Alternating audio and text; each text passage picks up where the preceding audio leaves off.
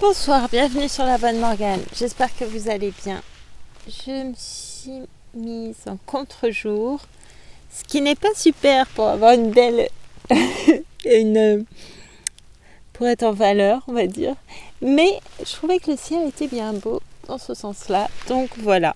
Et c'était pour vous donner un petit peu, si vous êtes enfermé dans le noir depuis quelques jours, les lumières d'août, tout simplement. Bref, je m'amuse toute seule, encore une fois. Qu'est-ce que vous voulez ? Peu importe. Je vous remercie beaucoup pour votre écoute. J'espère que vous allez bien. Je ne sais plus si je l'ai dit. Et je reprends donc Lumière d'août de William Faulkner. Nous en étions au chapitre 6. Je vous dis à tout à l'heure après cette lecture et merci beaucoup pour votre écoute. Et j'ai un peu froid, donc je me ratatine sur moi-même. Voilà. Chapitre 6. La mémoire croit avant que la connaissance ne se rappelle. Croit plus longtemps qu'elle ne se souvient, plus longtemps que la connaissance ne s'interroge. Connaît, se rappelle, croit un corridor dans un long bâtiment froid, délabré, rempli d'échos, un long bâtiment de briques d'un rouge sombre, taché par la pluie de plus de cheminées que les siennes, construit sur une sorte d'aggloméré d'escarbilles, sans un brin d'herbe, entouré d'usines fumantes et ceint d'une clôture en fil de fer haute de 10 pieds, comme un pénitencier ou un jardin zoologique. Et là-dedans, avec des pépiments enfantins de moineaux, des orphelins uniformément vêtus de toiles bleues surgissent en visions folles et furtives, puis disparaissent de la mémoire, mais restent constamment dans la connaissance, aussi constamment que les murs froids, les fenêtres froides où la pluie de charbon des cheminées voisines coule entraînée de larmes noires. Dans le corridor tranquille et vide, à l'heure calme du début de l'après-midi, il avait l'air d'une ombre. Petit même pour ses 5 ans, discret et silencieux comme une ombre. Quiconque se serait trouvé dans le corridor n'aurait su dire exactement quand et où il s'était évanoui, par quelle porte, dans quelle chambre. Mais il n'y avait personne dans le corridor à cette heure-là. Il le savait. Il y avait bientôt 1 an qu'il faisait cela, depuis le jour où, par hasard, il avait découvert la pâte dentifrice qu'employait la femme préposée au réfectoire. Une fois dans la chambre, il se dirigea, sur ses pieds nus et silencieux, droit vers la table de toilette où se trouvait le tube. Il regardait le verre rose se tordre, doux, frais, lent, sur un doigt couleur de parchemin, quand il entendit des pas dans le corridor, puis des voix juste derrière la porte. Il reconnut peut-être la voix de la femme. En tout cas, il n'attendit point de savoir s'ils allaient entrer ou non. Le tube à la main, toujours silencieux comme une ombre, sur ses pieds nus, il traversa la chambre et se glissa sous un rideau qui fermait un coin de la pièce. Là, il s'accroupit parmi les souliers délicats et dans la douceur du linge féminin suspendu. Accroupi, il entendit la préposée au réfectoire et son compagnon entrer dans la chambre. Cette femme n'était alors pour lui qu'un accessoire mécanique à l'action de manger, à la nourriture, au réfectoire, à la cérémonie des repas sur les bancs de bois, accessoire qui traversait parfois son champ visuel sans l'impressionner autrement que comme une chose agréable par association d'idées, agréable en elle-même à regarder. Jeune, grassouillette, douce, rose et blanche, elle évoquait dans son esprit l'image du réfectoire, lui mettait à la bouche l'idée de quelque chose de doux et de collant, de rose aussi et de clandestin. Le jour où il avait découvert la pâte dentifrice dans sa chambre, il y était allé tout droit, lui qui n'avait même jamais entendu parler de pâte dentifrice. On eût dit qu'il savait déjà que la femme en avait un peu la nature et qu'il l'y trouverait. Il connaissait aussi la voix de son compagnon. C'était celle d'un interne de l'hôpital du comté qui aidait le docteur de la paroisse. Lui aussi était une figure familière dans la maison et n'était pas encore un ennemi. Il était en sûreté maintenant derrière le rideau. Quand il serait parti, il remettrait la pâte dentifrice à sa place et partirait aussi. Il était donc accroupi derrière le rideau, entendant sans écouter le murmure ardent de la femme. « Non, non, pas ici, pas maintenant, on pourrait nous surprendre, quelqu'un pourrait. Non, Charlie, je t'en prie. » quant aux paroles de l'homme, il ne pouvait pas les comprendre. La voix était basse aussi. Elle avait un son brutal, comme toutes les voix d'hommes pour lui à cette époque, car il était encore trop jeune pour s'échapper du monde des femmes et jouir de ce bref répit après lequel il lui faudrait y revenir et y rester jusqu'à l'heure de sa mort. Il entendit d'autres bruits qu'il connaissait, un frottement de pieds, le tour de clé dans la serrure. « Non, Charlie, je t'en prie, Charlie !» chuchotait la femme. Il entendit d'autres bruits, des froissements, des murmures, pas de paroles. Il n'écoutait pas. Il attendait simplement, pensant, sans y prêter une attention, un intérêt particulier que c'était une heure bien étrange pour se mettre au lit. Et de nouveau, le murmure défaillant de la femme passa à travers le rideau léger. « J'ai peur, dépêche-toi !» Il était accroupi parmi les souliers et les dessous soyeux imprégnés de l'odeur de femme. Il vit, mais par le toucher seulement, que le tube autrefois cylindrique était tout aplati. Par le goût, mais sans voir, il contempla le verre frais, invisible, qui se déroulait sur son doigt et automatiquement lui engluait la bouche de sa saveur âpre et sucrée. Ordinairement, il n'en aurait mangé qu'une fois, puis il aurait replacé le tube sur la table et il serait parti. Même à 5 ans, il savait qu'il ne devait pas en prendre plus que cela. Son instinct animal l'avertissait peut-être que, s'il en prenait davantage, il aurait mal au cœur. Et son instinct humain l'avertissait peut-être que s'il en prenait davantage, elle s'en apercevrait. C'était la première fois qu'il en avait pris davantage. Caché et attendant, il en avait pris maintenant beaucoup plus. Au toucher, il pouvait voir le tube qui diminuait. Il commença à transpirer. Il s'aperçut alors qu'il suait déjà depuis longtemps, que, depuis quelque temps, il n'avait point fait autre chose que suer. Il n'entendait plus rien maintenant. Derrière son rideau, il n'aurait sans doute même pas entendu un coup de fusil. Il semblait s'être retourné vers lui-même. Il semblait se regarder suer, regarder sa bouche s'engluer d'un autre verre de pâte que son estomac refusait, d'un verre qui, à coup sûr, ne parvenait pas à descendre. Immobile, maintenant, absolument contemplatif, il semblait penché sur lui-même comme un chimiste dans un laboratoire, attendant. L'attente ne fut pas longue. Brusquement, la pâte qu'il avait déjà avalée se souleva en lui dans un effort pour ressortir, pour se retrouver à l'air frais. Ce n'était plus sucré. Dans l'obscurité imprégnée, surchargé de l'odeur rose de femme, il était accroupi derrière le rideau, une écume rose aux lèvres, écoutant ses entrailles, attendant avec un fanatisme étonné ce qui allait lui arriver. Et cela arriva. Il se dit en lui-même, avec un abandon d'une passivité complète, « Voilà, ça y est ». Quand le rideau fut arraché, il ne leva même pas les yeux quand les mains le tirèrent violemment de son vomissement. Il ne résista pas. Il se laissa prendre aux 2 mains, flasque, regardant, bouche bée, avec des yeux vitreux d'idiot, le visage qui n'était plus blanc et rose, mais encadré de cheveux sauvagement ébouriffés, ces cheveux dont les bandeaux lisses le faisaient d'habitude songer à des bonbons. « Petit vaurien !» siffla la voix grêle et furieuse. « Petit vaurien ! En train de m'espionner, sale petit bâtard de nègre !» La préposée au réfectoire était âgée de 27 ans. Assez âgée pour devoir se risquer à quelques aventures amoureuses, mais assez jeune encore pour attacher une extrême importance non pas tant à l'amour qu'à la crainte d'être surprise le faisant. Elle était aussi assez bête pour croire qu'un enfant de 5 ans pourrait déduire la vérité de ce qu'il avait entendu et, comme un adulte, éprouver le besoin de tout raconter. C'est pourquoi, pendant les 2 jours qui suivirent, alors qu'il lui semblait ne pouvoir regarder nulle part, aller nulle part, sans trouver l'enfant en train de l'observer avec l'air de profonde et intense perplexité des animaux, elle le combla d'autres attributs de l'âge adulte. Elle se figura que, non seulement il avait l'intention de parler, mais qu'il retardait exprès le moment de le faire afin qu'elle souffrît davantage. Elle ne s'avisa point de penser que c'était lui qui, se figurant qu'il avait été pris en faute, était torturé par l'idée de la punition différée et que, s'il se mettait sur son chemin, c'était pour en avoir fini, pour recevoir le fouet et, le compte réglé, n'y plus penser. À la fin du 2e jour, elle était arrivée à la limite du désespoir. Elle ne dormit pas de la nuit.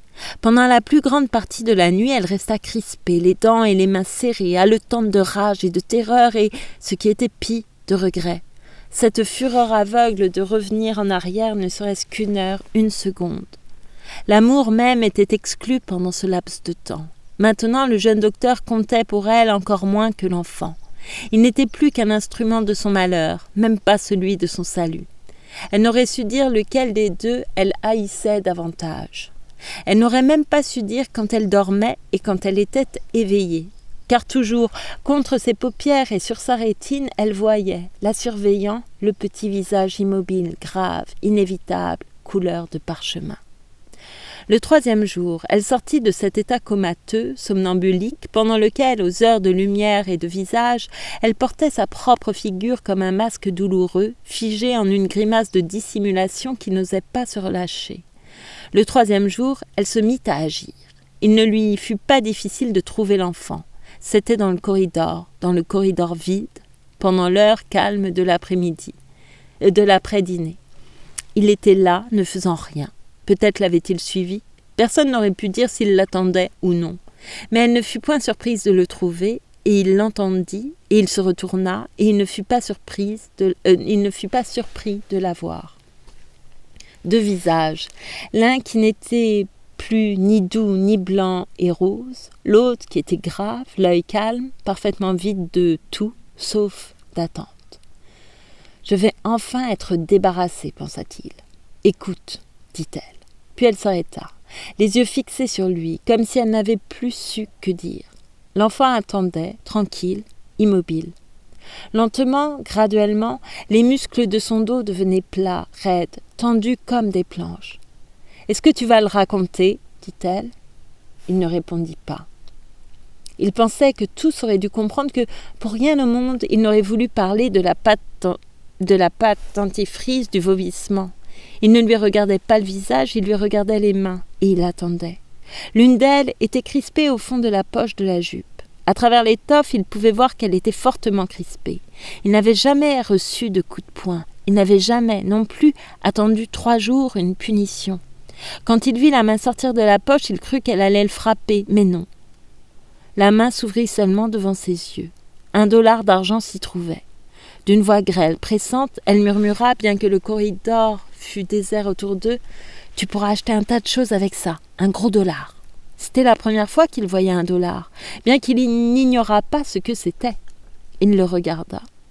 Il le désirait comme il aurait désiré la capsule brillante d'une bouteille de bière. Mais il ne croyait pas qu'elle le lui donnerait, parce que lui ne le lui aurait pas donné s'il l'avait possédé. Il ne savait pas ce qu'elle voulait qu'il fît. Il attendait d'être battu, puis relâché. La voix continua, pressante, tendue, rapide. « Un gros $. Tu vois, tu pourras en acheter des choses. » De quoi manger tous les jours pendant 1 semaine, et le mois prochain, je t'en donnerai peut-être un autre. Il ne bougeait ni ne parlait. On aurait pu le croire sculpté. Un grand joujou, petit, immobile, tête ronde, yeux ronds, en salopette. L'étonnement, le choc, la révolte le pétrifiaient. Les yeux fixés sur le $, il lui semblait voir les tubes de pâte dentifrice empilés, rangés comme des bûches, sans fin, terrifiants. Tout son être se contracta dans une révulsion profonde. Passionné. « Je n'en veux plus, dit-il. Je n'en veux plus jamais, pensa-t-il.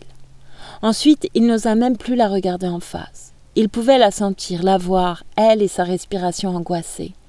Voilà, ça vient, pensa-t-il en un éclair.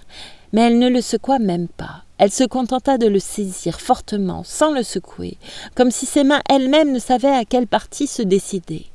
Elle avait le visage si près du sien qu'il sentait son haleine sur sa joue. Il n'avait pas besoin de lever les yeux pour savoir quelle était l'expression du visage. « Raconte, dit-elle, raconte, va, petit bâtard de nègre, sale petit bâtard de nègre !» Cela se passait le 3e jour. Le 4e jour, elle devint complètement et très calmement folle. Elle ne faisait plus de projets. Ses actions se mirent à obéir à une sorte de divination, comme si les jours et les nuits d'insomnie pendant lesquelles elle avait nourri, sous son masque, sa crainte et sa fureur avaient développé en elle des vertus psychiques en même temps que l'infaillibilité naturelle à la femme pour concevoir spontanément le mal. Elle était devenue fort calme. Pour le moment, elle s'était libérée même du sentiment d'urgence. On eût dit qu'elle avait maintenant le temps de se retourner, d'échafauder ses plans. Elle regarda autour d'elle, et son regard, son esprit, sa pensée allèrent immédiatement tout droit vers le concierge assis sur le seuil de la pièce où se trouvait le calorifère. Nul raisonnement, nul dessein. Elle sembla simplement regarder un instant hors d'elle-même, comme un voyageur regarde par la portière d'un wagon, et elle vit, sans la moindre surprise, ce petit homme sale, assis sur une chaise canée dans l'embrasure d'une porte noire de suie, occupé à lire, à travers des lunettes d'acier, un livre ouvert sur ses genoux. Silhouette, objet presque, dont elle avait conscience depuis 5 ans, sans l'avoir vraiment regardé une seule fois. Elle n'aurait pas reconnu son visage dans la rue. Elle aurait passé près de lui sans y faire attention, bien que ce fût un homme. La vie, maintenant, lui semblait droite et simple, comme un couloir au bout duquel il se trouvait assis. Elle se dirigea tout de suite vers lui et, avant même de s'être aperçue qu'elle se mettait en mouvement, elle s'était déjà engagée sur le misérable sentier qui menait à la porte devant laquelle il était assis sur sa chaise canée, le livre ouvert sur les genoux. En approchant, elle vit que c'était la Bible, mais elle le remarqua comme elle aurait remarqué une mouche sur sa jambe. « Vous le détestez, vous aussi, dit-elle. Vous l'avez surveillé, vous aussi, je vous ai vu, ne dites pas non. » Il leva les yeux vers elle après avoir relevé ses lunettes sur son front. Il n'était pas vieux. Dans son métier actuel, il semblait incongru. Dans sa jeunesse, c'était un homme rude, un homme qui aurait dû mener une vie rude et active, mais le temps, les circonstances, quelque chose l'avait trahi, poussant le corps robuste, la pensée d'un homme de 40 ans dans une sorte de contre-courant tout juste bon pour un homme d'une 60aine d'années. « Vous le savez, dit-elle. Vous le saviez avant même que les autres enfants aient commencé à le traiter de nègre. Vous êtes arrivé ici en même temps que lui. Il y avait à peine 1 mois que vous étiez ici quand Charlie, la nuit de Noël, l'a trouvé là-bas sur les marches. Dites-moi. » Le visage du concierge était rond, un peu mou, mal rasé, l'air sale. Ses yeux étaient clairs, gris, froids. Ils étaient un peu fous aussi. Mais la femme ne remarqua pas cela. Ou peut-être, à elle, ne lui semblait-il pas si fou. Ainsi il se dévisageait dans l'embrasure de la porte noire de suie, yeux fous plongeant dans des yeux fous, voix folle parlant à une voix folle, toutes les deux aussi calmes, aussi paisibles, aussi concises que 2 conspiratrices. Voilà 5 ans que je vous observe. Elle se figurait qu'elle disait la vérité, assis là, sur cette même chaise, en train de le surveiller. Vous ne vous asseyez ici que lorsque les enfants sont dehors. Dès qu'ils sortent, vous apportez votre chaise devant cette porte et vous vous asseyez là, où vous pouvez le regarder. Vous l'observez et vous entendez les autres l'appeler nègre. Voilà ce que vous faites, je le sais. Vous n'êtes venu ici que pour cela, pour le surveiller et le haïr. Vous étiez ici tout près quand il est arrivé. Peut-être même est-ce vous qui l'avez apporté et laissé là-bas sur les marches. Enfin, en tout cas, vous savez. Et il faut, moi aussi, que je sache. Quand il parlera, on me mettra à la porte. Et Charles pourrait peut-être, sûrement... Dites-moi tout de suite. Ah, dit le concierge. Je savais qu'il serait là pour vous surprendre quand l'heure de Dieu aurait sonné. Je le savais. Je sais qu'il a envoyé comme signe et damnation des chienneries des femmes. Oui, il était juste derrière le rideau, aussi près que vous voilà. Maintenant, dites-moi, j'ai vu vos yeux quand vous le regardiez, je vous ai observé, pendant 5 ans. Je sais, dit-il, je sais ce que c'est que le mal. N'ai-je pas fait le mal pour le lancer de par le monde du bon Dieu? Une pollution ambulante sur la face même de Dieu. Voilà ce que j'en ai fait. Par la bouche des petits-enfants. Il ne l'a jamais caché. Vous les avez entendus? Je ne leur ai jamais dit de le dire, de l'appeler conformément à sa vraie nature, par le nom de sa damnation. Je ne leur ai jamais dit. Ils le savaient. Ils l'avaient appris, mais pas par moi. Je me suis contentée d'attendre l'heure de son bon plaisir, l'heure où il trouverait bon de le révéler à son monde vivant. Et l'heure est venue. Voici le signe écrit à nouveau dans le péché des femmes et leur chiennerie. Oui, mais que dois-je faire? Dites-moi. Attendre, comme j'ai attendu. J'ai attendu 5 ans que le Seigneur bougea et me manifesta sa volonté. Et il l'a fait. Attendez aussi. Quand il sera prêt, il manifestera sa volonté à ceux à qui il appartient de prononcer le dernier mot. Oui, le dernier mot.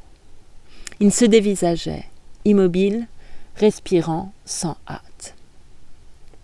La directrice, quand il sera prêt, il le lui révélera. Vous voulez dire que si la directrice l'apprend, elle le chassera? Oui, mais moi, je ne peux pas l'attendre. Vous ne pouvez pas davantage presser le Seigneur Dieu. N'ai-je pas attendu 5 ans? Elle commença à frapper légèrement ses deux mains l'une sur l'autre. Mais vous ne voyez donc pas. Peut-être est-ce la volonté du Seigneur que vous me le disiez, parce que vous savez. Peut-être est-ce la volonté du Seigneur que vous me le disiez pour que je le répète à la directrice. Ses yeux fous étaient assez calmes, sa voix calme et patiente. Seules, ses mains s'agitaient légèrement, incessamment. « Vous attendrez comme j'ai attendu moi-même, dit-il. Pendant 3 jours peut-être, vous avez éprouvé le poids de la main du Seigneur, toute lourde de remords. Moi, j'ai vécu sous ce poids pendant 5 ans, surveillant, attendant son bon vouloir, parce que mon péché à moi est plus grave que votre péché. » Bien qu'il la regardât en plein visage, il ne semblait pas la voir, avec ses yeux du moins. Grands, ouverts, glacés, fanatiques, ses yeux la regardaient comme s'ils étaient aveugles. En comparaison de ce que j'ai fait, de ce que j'ai souffert pour expier, ce que vous avez fait, votre souffrance de femme ne représente pas plus qu'une poignée d'ordures pourries. J'ai porté mon fardeau pendant 5 ans. Qui êtes-vous pour oser vouloir presser Dieu avec votre petite ordure de femme ? Elle se retourna brusquement. Puis après tout, vous n'avez pas besoin de me le dire. Je le sais, je l'ai toujours su qu'il avait du sang noir. Elle retourna à la maison. Elle ne marchait pas vite maintenant et elle bâillait terriblement. Je n'ai qu'une chose à faire, imaginer un moyen de le faire croire à madame. Lui, il ne lui dira jamais. Jamais il ne me soutiendra. Elle bâilla à nouveau, immensément, tout le visage soudain vidé de tout, sauf du bâillement. Et puis vidé du bâillement même. Elle venait juste de penser à autre chose. Elle n'y avait pas songé auparavant, mais elle croyait qu'elle y avait pensé, qu'elle l'avait toujours su, parce que cela lui semblait si juste. Il ne serait pas seulement renvoyé, il serait puni pour l'avoir effrayé, pour l'avoir tourmenté. On l'enverra à l'orphelinat des nègres, pensa-t-elle. Naturellement, il faudra bien. Elle n'alla même pas tout de suite trouver la directrice. Elle était partie dans cette intention, mais au lieu de tourner vers la porte du bureau, elle se vit la dépasser, continuer vers l'escalier et le monter. On eût dit qu'elle se suivait elle-même pour voir où elle allait. Dans le corridor, tranquille et vide, elle bâilla à nouveau avec un soulagement complet. Elle entra dans sa chambre, ferma la porte à clé, se déshabilla et se mit au lit. Les stores étaient baissés et elle était étendue sur le dos, immobile, dans une obscurité presque complète. Ses yeux étaient fermés, son visage doux et vide. Au bout d'un moment, elle entr'ouvrit les jambes, puis elle les referma, lentement, sentant les draps glisser, frais et lisses sur elle, puis glisser à nouveau, lisses et chauds. Sa pensée semblait suspendue entre le sommeil qui la fuyait depuis 3 nuits et le sommeil qu'elle s'apprêtait à goûter, le corps ouvert, prête à le recevoir comme elle aurait reçu un homme. « Je n'ai qu'une chose à faire, convaincre madame, » pensa-t-elle. Puis elle pensa, « Il aura exactement l'air d'un pois dans une casserole pleine de grains de café. » Cela se passait dans l'après-midi. À 9h ce même soir, quand elle se déshabillait à nouveau, elle entendit le concierge s'avancer dans le corridor. Il se dirigeait vers sa porte. Elle ne savait pas, elle ne pouvait pas savoir qui c'était, et pourtant elle en était certaine, rien qu'en entendant les pas réguliers, puis les coups à la porte qui déjà commençaient à s'ouvrir avant même qu'elle eût eu le temps de se précipiter. Elle n'appela pas. Elle bondit vers la porte, s'y appuya de tout son poids pour la maintenir. « Je me déshabille », dit-elle d'une voix grêle, agonisante, sachant qui c'était. Il ne répondit pas, mais il pesait d'une pression ferme et continue sur la porte qui cédait derrière l'entrebâillement qui lentement s'élargissait. « Vous ne pouvez pas entrer ici !» cria-t-elle d'une voix qui ressemblait à un murmure. « Vous ne savez donc pas qu'on... » La voix désespérée haletait, défaillait. Il ne répondit pas. Elle tenta d'arrêter, de retenir la lente progression de la porte. « Laissez-moi me couvrir un peu et je sortirai. Vous voulez bien, dites ?» Elle parlait de ce ton défaillant, léger, détaché qu'on emploie avec les personnes aux réactions imprévisibles, les enfants, les fous, un ton apaisant, enjôleur. « Attendez un peu, vous entendez ? Vous voulez bien attendre ?» Il ne répondit pas. La porte rampait toujours, lente, irrésistible. Appuyée contre elle, vêtue seulement de sa combinaison, elle ressemblait à une marionnette dans une parodie burlesque d'enlèvement et de désespoir.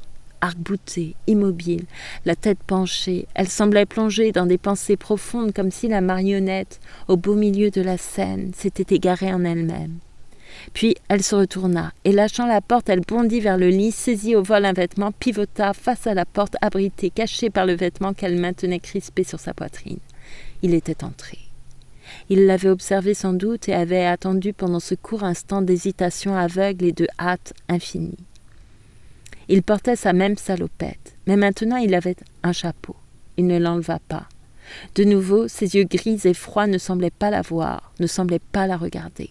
« Si le Seigneur lui-même entrait dans la chambre d'une de vous, dit-il, vous penseriez encore que c'est pour quelque chiennerie. » Il ajouta, « Le lui avez-vous dit ?» La femme était assise sur le lit. Elle semblait s'y enfoncer lentement, crispée aux vêtements. Elle le surveillait, la face pâle. « Si je le lui ai dit, que va-t-elle faire de lui ?»« Faire de lui ?»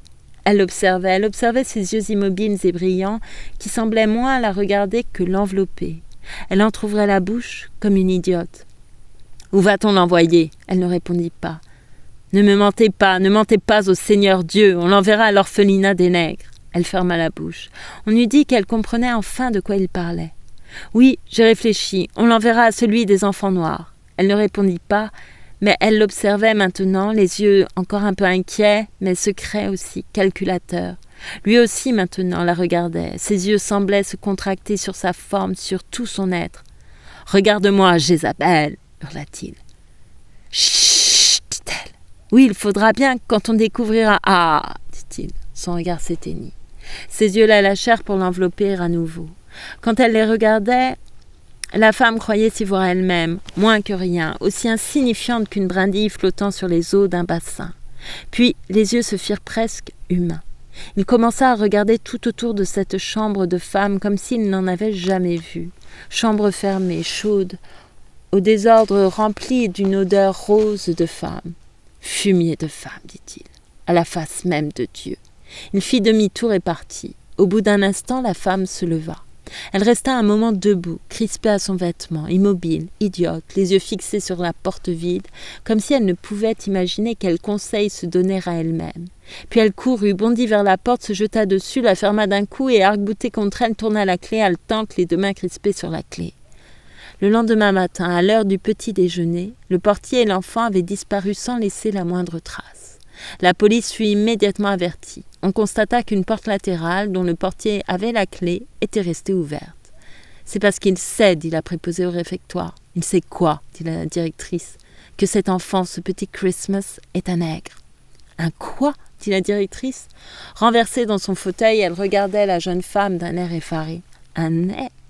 Je n'en crois rien, s'écria-t-elle. « Je n'en crois rien. » Vous n'êtes pas forcé de le croire, dit l'autre. Mais il le sait, lui. Il l'a enlevé à cause de ça. La directrice avait dépassé la cinquantaine. Elle avait un visage mou, avec de bons yeux, faibles et vaincus. « Je n'en crois rien, dit-elle. » Mais 3 jours plus tard, elle envoya chercher la préposée au réfectoire. Elle avait l'air de n'avoir pas dormi depuis longtemps. La jeune femme, au contraire, était fraîche et sereine. Elle resta impassible quand la directrice lui apprit la nouvelle. L'homme et l'enfant avaient été retrouvés. « À Little Rock, dit la directrice. Il a essayé de faire entrer l'enfant dans un orphelinat là-bas. On l'a pris pour un fou et on l'a gardé à vue jusqu'à l'arrivée de la police. » Elle regarda la jeune femme. « Vous m'avez dit, l'autre jour, vous m'avez dit que... » »« Comment l'avez-vous su ?» La jeune femme ne détourna pas les yeux. « Je ne savais pas. Je n'avais aucune idée. Naturellement, je savais bien que le fait que les autres enfants l'appellent nègre ne signifiait pas grand-chose. »« Nègre ?» dit la directrice. « Les autres enfants ? Voilà des années qu'ils l'appellent nègre. J'en arrive à croire que les enfants ont un don qui leur permet de deviner des choses que les grandes personnes de votre âge ou du mien ne voient pas. Les enfants et les gens âgés, comme lui, comme ce vieillard. C'est pourquoi il s'asseyait toujours devant la porte, là-bas, quand il jouait dans la cour, pour surveiller l'enfant. Peut-être l'a-t-il découvert en entendant les autres enfants l'appeler nègre, mais il l'avait peut-être appris avant.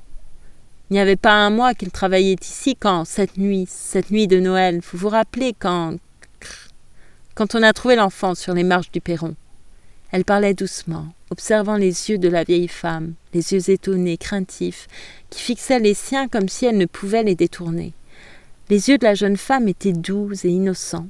« Et l'autre jour, nous causions, il semblait avoir quelque chose à me dire sur cet enfant. C'était quelque chose qu'il voulait me dire, qu'il voulait dire à quelqu'un. Et finalement, il a perdu courage et il a refusé de me le dire. Et je suis partie. Je n'y pensais plus du tout. Cela m'était complètement passé de l'esprit quand... » Sa voix s'arrêta. Elle regarda la directrice et son visage parut soudain s'illuminer comme si elle venait de comprendre. Personne n'aurait su dire si c'était simulé ou non. Mais voyons, mais c'est pour ça que... Mais oui, je comprends tout maintenant. ce qui s'est passé juste le jour de leur disparition. J'étais dans le couloir, je me rendais à ma chambre. C'était ce même jour où nous avions causé ensemble, où il avait refusé de me dire ce qu'il avait commencé à me raconter. Soudain, il s'est approché de moi et m'a arrêté. J'ai trouvé cela très étrange, car jamais je ne l'avais vu à l'intérieur de la maison. Il m'a dit, il parlait comme un fou, il avait l'air d'un fou. J'avais peur, trop peur pour pouvoir bouger, d'autant qu'il était là, devant moi, bloquant le couloir. Il m'a dit, le lui avez-vous dit? J'ai dit, à qui? Et quoi? Et puis j'ai compris qu'il pensait à vous. Qu'il voulait savoir si je vous avais dit qu'il avait voulu si je vous avais dit qu'il avait voulu me dire quelque chose au sujet de l'enfant. Mais je ne savais pas ce qu'il pensait que j'aurais pu vous dire, et j'avais envie d'appeler au secours, et puis il a dit « Qu'est-ce qu'elle fera si elle s'en aperçoit ?» Et je ne savais pas quoi dire, ni comment me débarrasser de lui, et il a ajouté « Vous n'avez pas besoin de me le dire, je sais ce qu'elle fera. Elle l'enverra à l'orphelinat des nègres. » À l'orphelinat des nègres? Je ne sais pas comment nous avons pu rester si longtemps sans nous en apercevoir. Vous n'avez qu'à regarder sa figure, ses yeux, ses cheveux. Évidemment, c'est terrible. Mais c'est là où il faudra qu'il aille, je suppose. Derrière les lunettes, les yeux faibles, troublés de la directrice, avaient une expression traquée, figée, comme si elle essayait de les forcer à faire quelque chose de physiquement impossible. Mais pourquoi a-t-il voulu enlever l'enfant? Si vous voulez mon avis, je crois qu'il est fou. Si vous avez pu le voir dans le corridor ce jour-là, évidemment, ce n'est pas drôle pour cet enfant d'avoir allé à l'asile des Noirs après celui-ci, après avoir été élevé avec des Blancs. Ce n'est pas sa faute s'il est ainsi, ce n'est pas notre faute non plus. Elle s'interrompit, les yeux sur la directrice. Derrière les lunettes, les yeux de la vieille femme étaient toujours traqués, faibles, désemparés. Sa bouche tremblait comme pour esquisser un discours. Ses paroles également étaient désemparées, mais on y sentait de la décision pourtant, une certaine détermination. Il faut le placer chez quelqu'un. Il faut le placer tout de suite. Quelle demande avons-nous? Veuillez me passer le classeur. Quand l'enfant s'éveilla, on le portait. Il faisait très noir et très froid. On le descendait en silence avec un soin infini. Un ballot était serré entre lui et un des bras qui le soutenaient. Il savait que c'étaient ses vêtements. Il ne cria pas, ne fit aucun bruit. Il savait où il était, par l'odeur, l'air de l'escalier qui reliait à la porte latérale la chambre où, du plus loin qu'il se rappelait, il avait occupé un des 40 lits. Il savait aussi, par l'odeur, que la personne qui le portait était un homme. Mais il ne fit pas de bruit, il resta aussi immobile, aussi abandonné que s'il dormait. Planant très haut dans les bras invisibles, il se mouvait, il descendait lentement vers la porte latérale qui ouvrait sur la cour de récréation. Il ne savait pas qui le portait, et cela lui importait peu car il croyait savoir où il allait, ou plutôt, il savait pourquoi. Il ne lui importait pas encore de savoir où. Cela remontait à 2 ans, à l'époque où il avait 3 ans. Un jour, une petite fille de 12 ans, nommée Alice, avait disparu. Il l'avait aimée assez pour la laisser le dorloter un peu. Peut-être à cause de cela. Elle lui semblait aussi âgée, presque aussi grande que les femmes qui le faisaient manger, qui le lavaient et le mettaient au lit, avec cette différence qu'elle ne serait jamais son ennemie. Une nuit, elle l'éveilla. Elle lui disait adieu, mais il ne le savait pas. Il avait sommeil et était un peu grognon. À moitié éveillé, il la laissait faire parce qu'elle s'était toujours efforcée d'être bonne pour lui. Il ne savait pas qu'elle pleurait, parce qu'il ne savait pas que les grandes personnes pleurent, et quand il apprit cela, sa mémoire l'avait oublié. Il s'était rendormi tout en la tolérant près de lui, et le lendemain matin, elle était partie, évanouie, sans laisser le moindre indice, pas même un vêtement. Et déjà, le lit même où elle avait couché était occupé par un nouvel enfant. Il ne sut jamais où elle était allée. Ce jour-là, il écouta quelques-unes des grandes qui l'avaient aidé à préparer son départ avec ses mains chuchotantes, étouffées, mystérieuses de 6 jeunes filles préparant la 7e au mariage. Il les écouta parler, à voix toujours étouffée, de la robe neuve, des souliers neufs, de la voiture qui était venue la chercher. Il comprit alors qu'elle était partie pour toujours, qu'elle avait franchi à jamais la grille de fer et la clôture d'acier. Il lui sembla la voir alors disparaître, telle une héroïne derrière les grilles sonores, et s'estomper, sans perdre de sa taille, dans une splendeur qu'il n'aurait su nommer une sorte de coucher de soleil. Il n'avait su qu'1 an après qu'elle n'était pas la première et qu'elle ne serait pas la dernière.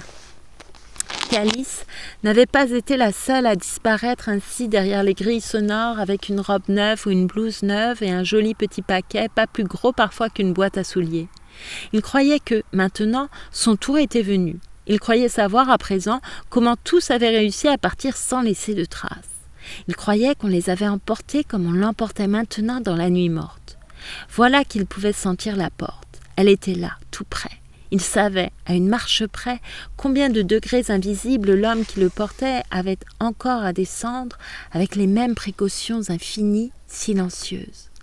Contre sa joue, il pouvait sentir le souffle de l'homme, calme, rapide et chaud.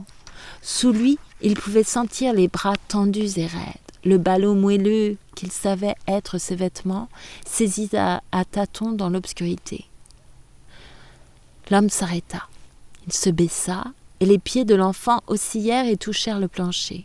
Au contact du bois, d'un froid d'acier, ses orteils se recroquevillèrent. L'homme parla pour la première fois. « Tiens-toi droit », dit-il. Et l'enfant sut qui il était. Il reconnut l'homme immédiatement, sans la moindre surprise. La surprise eût été pour la directrice si elle avait su à quel point il connaissait l'homme. Il ne connaissait pas le nom de l'homme, et pendant ces 3 dernières années où il avait vécu en petit être doué de sensibilité, il n'avait pas échangé 100 paroles. Mais dans la vie de l'enfant, l'homme était le personnage le plus défini même qu'Alice. Même à 3 ans, l'enfant avait compris qu'il y avait entre eux quelque chose qu'il n'était pas nécessaire d'exprimer. Il savait qu'il n'était jamais dans la cour sans que l'homme l'observât de sa chaise, à la porte de la chaufferie, et il savait que l'homme l'observait avec une attention profonde, soutenue. Si l'enfant avait été plus âgé, il aurait peut-être pensé « Il me hait et me craint », à tel point qu'il ne peut pas me perdre de vue. À l'âge qu'il avait, mais avec un vocabulaire plus complet, il aurait pu penser « C'est en cela que je diffère des autres, c'est parce qu'il me surveille tout le temps ». Il acceptait le fait. Aussi ne fut-il pas étonné quand il comprit qu'il l'avait pris dans son sommeil, qu'il l'avait enlevé de son lit et l'avait porté jusqu'en bas. Debout, près de la porte, dans l'obscurité profonde et froide, tandis que l'homme l'aidait à s'habiller, il aurait pu penser « Il me hait même suffisamment pour empêcher que quelque chose qui me menace ne se produise. » Il s'habillait docilement, en grelottant, aussi vite que possible. Tous deux cherchaient à débrouiller les vêtements, les mettaient tant bien que mal. « Tes souliers, dit l'homme de sa voix mourante. Les voilà. » L'enfant s'assit sur le plancher froid et enfila ses souliers. L'homme ne le touchait plus, mais l'enfant pouvait entendre, pouvait sentir que l'homme était courbé également, occupé à quelque chose. Il met ses souliers, lui aussi, pensa-t-il. L'homme le reprit à tâtons, le mit debout. Ses souliers n'étaient pas lacés. Il n'avait pas encore appris à faire cela tout seul. Il ne dit pas à l'homme qu'il ne les avait pas lacés. Il ne faisait aucun bruit. Il était là, debout, et soudain un vêtement plus ample l'enveloppa tout entier. À l'odeur, il comprit qu'il appartenait à l'homme, et il se sentit porté de nouveau. La porte s'ouvrit, s'entrebâilla. L'air glacé s'engouffra avec la lumière des réverbères. Il pouvait voir les lumières et la blancheur des murs d'usine et, contre les étoiles, les grandes cheminées s'enfumaient. La clôture d'acier se détachait sur les réverbères comme un défilé de soldats faméliques. Ils traversèrent la cour. Ses pieds ballants oscillaient en mesure avec les pas de l'homme et les lacets lui fouettaient les chevilles. Ils atteignirent les grilles de fer et sortirent. Le tramway ne se fit pas attendre. S'il avait été plus âgé, il aurait remarqué la précision avec laquelle l'homme avait calculé son temps. Mais il ne s'en étonna pas. Il ne le remarqua pas. Il était là, debout, près de l'homme, au coin de la rue, avec ses souliers détachés, enveloppés jusqu'au talon dans la veste de l'homme, les yeux ronds, écarquillés, sa petite figure calme et éveillée. Le tramway arriva, rangé de vitres, grinçant à l'arrêt, bourdonnant quand ils y montèrent. Il était presque vide, car il était près de 2 heures. L'homme aperçut alors les souliers détachés et il les laça, sous l'œil observateur de l'enfant qui, assis, immobile, sur la banquette, allongeait les jambes toutes droites devant lui. La gare était très loin, et il avait déjà été en tramway, aussi était-il endormi quand ils arrivèrent à la gare. Quand il se réveilla, il faisait grand jour, et il y avait déjà quelque temps qu'ils étaient dans le train. C'était la première fois qu'il allait dans le train, mais on ne l'aurait pas soupçonné. Il était assis, bien tranquille, comme dans le tramway. La veste de l'homme le couvrait tout entier, à l'exception de ses jambes allongées et de sa tête. Il regardait la campagne qui se déroulait, des collines, des arbres, des vaches, la campagne qu'il voyait pour la première fois. Quand l'homme vit qu'il était réveillé, il sortit de la nourriture d'un morceau de journal. C'était du pain avec du jambon à l'intérieur. « Tiens », dit l'homme. Il prit le pain et le mangea en regardant par la portière. Il ne disait rien. Il n'avait jamais paru s'étonner, pas même quand, le 3e jour, les agents de police vinrent l'arrêter avec l'homme. L'endroit où il se trouvait maintenant ne différait en rien de celui qu'ils avaient quitté cette nuit-là. Les mêmes enfants, avec des noms différents, les mêmes grandes personnes, avec des odeurs différentes. Il ne voyait pas plus de raison pour rester dans ce second orphelinat qu'il n'en voyait pour avoir quitté le premier. Mais il ne s'étonna pas quand on vint lui dire à nouveau de se lever et de s'habiller, sans lui dire pourquoi, sans lui dire où on l'emmenait cette fois. Peut-être savait-il qu'il retournait. Peut-être, avec sa clairvoyance d'enfant, avait-il toujours su ce que l'homme ne savait pas, que cela ne durerait pas, ne pouvait pas durer. Une fois dans le train, il revit les mêmes collines, les mêmes arbres, les mêmes vaches, mais dans un autre sens, dans la direction opposée. Le policeman lui donna à manger, bien qu'il ne l'eût pas tiré d'un morceau de journal. C'était encore du pain avec du jambon à l'intérieur. Il le remarqua, mais il ne dit rien, ne pensa rien, peut-être. Et il se retrouva dans son ancienne maison. Peut-être s'attendait-il à être puni à son retour. Pourquoi ? Pour quel crime exactement ? Il n'espérait pas le savoir, car il avait déjà appris que si les enfants peuvent concevoir les adultes comme des adultes, les adultes, eux, ne peuvent jamais concevoir les enfants que comme des adultes aussi. Il avait déjà oublié l'aventure de la pâte dentifrice. Il évitait maintenant la préposée au réfectoire. Tout comme un mois auparavant, il se mettait toujours sur son chemin. Il était si occupé à l'éviter qu'il en avait depuis longtemps oublié la raison. Il ne tarda pas à oublier aussi le voyage, car il ne devait jamais savoir qu'il y avait un lien entre les deux. De temps à autre, il y pensait d'une façon vague, brumeuse. Mais c'était seulement quand il regardait vers la porte de la chaufferie et se rappelait l'homme qui avait coutume de s'y asseoir et qui, maintenant, était parti, ainsi que le faisaient tous ceux qui quittaient la maison complètement, sans laisser de traces, pas même la chaise sur le seuil. Où était-il allé ? L'enfant n'y pensa point non plus, ne s'en inquiéta même pas. Un soir, on vint le chercher dans la salle de classe. C'était 15 jours avant Noël. 2 jeunes femmes, la préposée au réfectoire n'était pas l'une d'elles, le menèrent à la salle de bain, le lavèrent, peignèrent ses cheveux humides, lui mirent un costume propre et le conduisirent dans le bureau de la directrice. Un homme était assis dans le bureau, un étranger. Il regarda l'homme et il comprit, avant même que la directrice eût parlé. Peut-être était-ce la connaissance que donne la mémoire, connaissance qui commence à se rappeler. Désir aussi, peut-être, car à 5 ans, on est trop jeune pour avoir pu désespérer au point de savoir espérer. Peut-être se rappelait-il soudain le voyage en chemin de fer et ce qu'il l'avait mangé, car sa mémoire même n'allait guère au-delà. « Joseph, dit la directrice, qu'est-ce que tu dirais si on t'envoyait vivre à la campagne avec des gens très gentils ?» Il était là, debout, les oreilles et la figure rouges et brûlantes sous l'effet du savon rêche, des serviettes rêches dans son costume neuf tout raide, et il écoutait l'étranger. D'un coup d'œil, il l'avait vu. Un homme épais, avec une barbe brune très courte et des cheveux très courts aussi, bien que la dernière taille ne semblât point récente. Les cheveux et la barbe avaient quelque chose de dur, de vigoureux. Nul fil blanc, comme si la pigmentation était impénétrable aux 40 et quelques années que son visage révélait. Ses yeux étaient clairs et froids, il portait un costume d'un noir dur et correct. Sur son genou, un chapeau noir reposait. Il le maintenait d'une main propre, grossière, fermée en point même sur le feutre doux du chapeau. Une lourde chaîne de montre en argent traversait son gilet. Ses gros souliers noirs reposaient l'un près de l'autre. Ils avaient été cirés à la main. Même l'enfant de 5 ans comprit, en le regardant, qu'il n'usait point lui-même de tabac et ne le permettait sûrement à personne. Mais il ne regardait pas l'homme à cause de ses yeux. Il pouvait sentir néanmoins que l'homme le regardait avec une fixité froide et intense, sans dureté voulue cependant. C'était le regard avec lequel il aurait pu examiner un cheval ou une charrue d'occasion, convaincu d'avance qu'il leur trouverait des défauts, convaincu d'avance qu'il conclurait le marché. Sa parole était décidée, rare, réfléchie. La voix d'un homme qui demande à être écouté moins avec attention qu'en silence. Et vous non plus, vous ne pouvez pas ou vous ne voulez pas me donner de renseignements sur la famille. La directrice ne le regardait pas. Derrière ses lunettes, ses yeux apparemment s'étaient figés, pour un temps du moins. Elle se hâta de répondre, se hâta un peu trop peut-être.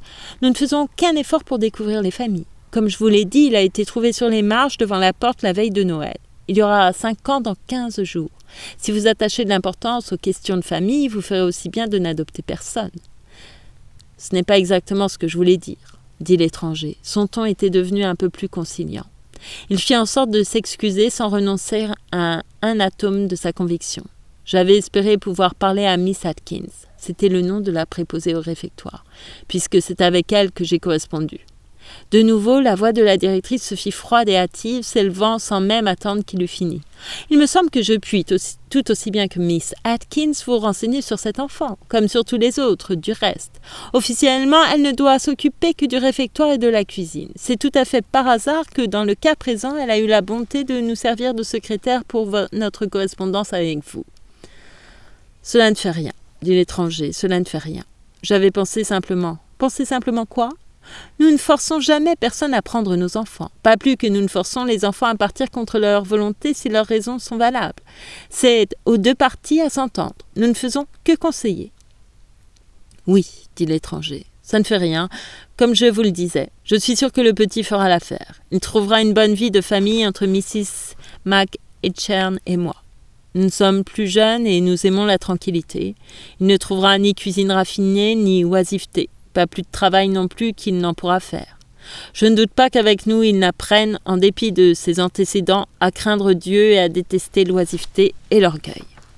Ainsi, le billet à ordre qu'il avait signé avec un tube de pâte dentifrice 2 mois auparavant fut annulé, et le signataire, qu'il avait oublié, enveloppé dans une couverture de cheval, petit, informe, assis immobile sur le siège d'un léger buggy qui cahotait dans le crépuscule de décembre, s'en alla le long d'une route gelée, creusée d'ornières. Ils roulèrent toute la journée. À midi, l'homme lui avait donné à manger. Il avait tiré de dessous le siège une boîte en carton pleine de nourriture paysanne cuite depuis 3 jours. C'est alors seulement que l'homme lui parla. Il ne dit que 2 mots, en montrant, avec un poing ganté, crispé sur le fouet, une lumière unique qui brillait dans le crépuscule au bout du chemin. « Chez nous », dit-il. L'enfant ne dit rien. L'homme abaissa les yeux vers lui. Il s'était, lui aussi, emmitouflé contre le froid et se dressait, trapu, massif, informe, avec quelque chose d'un roc, indomptable, plus insensible que sévère. « J'ai dit que nous voilà chez nous. » L'enfant ne répondit pas davantage. N'ayant jamais eu de chez lui, il ne pouvait pas en parler. Il était encore trop jeune pour savoir parler, pour ne rien dire. « Tu y trouveras la nourriture, le logement et les soins de 2 bons chrétiens, dit l'homme. Et le travail, dans les limites de tes forces, t'empêchera de te mal conduire. Car je t'apprendrai bientôt qu'il y a 2 abominations, la paresse et la musardise, et 2 vertus, le travail et la crainte de Dieu. » L'enfant ne disait toujours rien. Il n'avait jamais travaillé, ni craint Dieu. Il ignorait Dieu encore plus que le travail. Il avait vu le travail sous la forme de gens armés de râteaux et de pelles dans la cour 6 jours par semaine. Mais Dieu n'arrivait que le dimanche. Et alors, exception faite du cérémonial habituel de propreté, c'était de la musique qui plaisait à l'oreille et des mots qui laissaient l'oreille indifférente. Bref, quelque chose d'agréable bien qu'un peu ennuyeux. Il ne souffla pas mot. La charrette cahotait. Bien tenue, vigoureuse, les bêtes se hâtaient, sentant la maison, sentant l'écurie. Il y avait encore autre chose qui ne se rappela que plus tard, quand la mémoire eut cessé de garder son visage, de garder les souvenirs superficiels. C'était dans le bureau de la directrice. Debout, immobile, évitant les yeux de l'étranger qu'il sentait fixés sur lui, il attendait que l'étranger exprimât ce que ses yeux pensaient. Il le fit enfin. « Christmas », un nom de païen, sacrilège. Je changerai cela. Vous en avez parfaitement le droit, dit la directrice. Ce qui nous intéresse, ce n'est pas comment on les appelle, mais comment on les traite. Mais l'étranger n'écoutait personne, de même qu'il ne s'adressait à personne. À partir de maintenant, il s'appellera McEachern. Ce sera fort bien de lui donner votre nom, dit la directrice. Il mangera mon pain, il pratiquera ma religion, dit l'étranger. Pourquoi ne porterait-il pas mon nom ? L'enfant n'écoutait pas. Cela ne le préoccupait nullement. Il n'y attachait pas plus d'importance que si l'homme avait dit que la journée était chaude alors qu'elle ne l'était pas. Il ne prit même pas la peine de se dire en lui-même « Je ne m'appelle pas McEachern, je m'appelle Christmas ». Il était bien inutile de se préoccuper de cela déjà. On avait tout le temps. En effet, pourquoi pas, dit la directrice.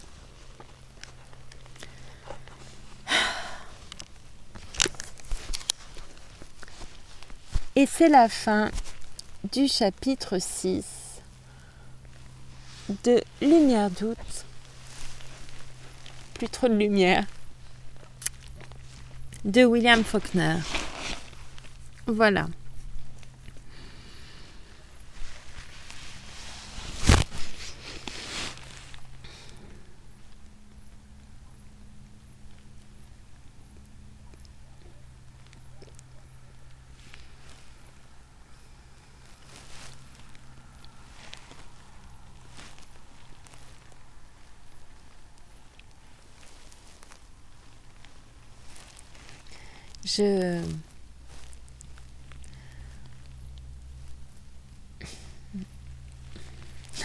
J'étais en train de penser à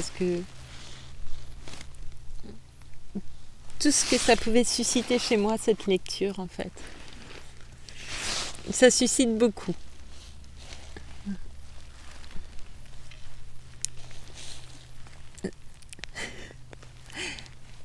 On pourrait dire que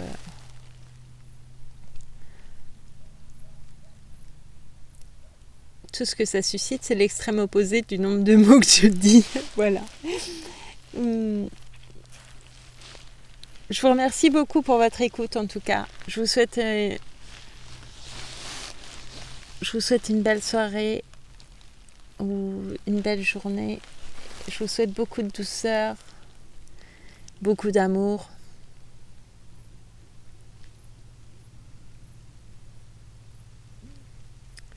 Et je vous dis à très bientôt pour la suite. Merci encore. Et surtout, faites bien attention à vous. Et à bientôt. Merci.